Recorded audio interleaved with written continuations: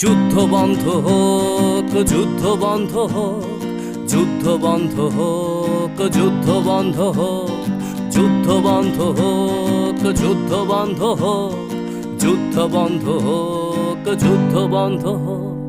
একটা শিশু বাবার সাথে হাঁটছে স্কুলের পথে, বাবার হাতের একটা আঙুল ধরে ছোট্ট হাতে।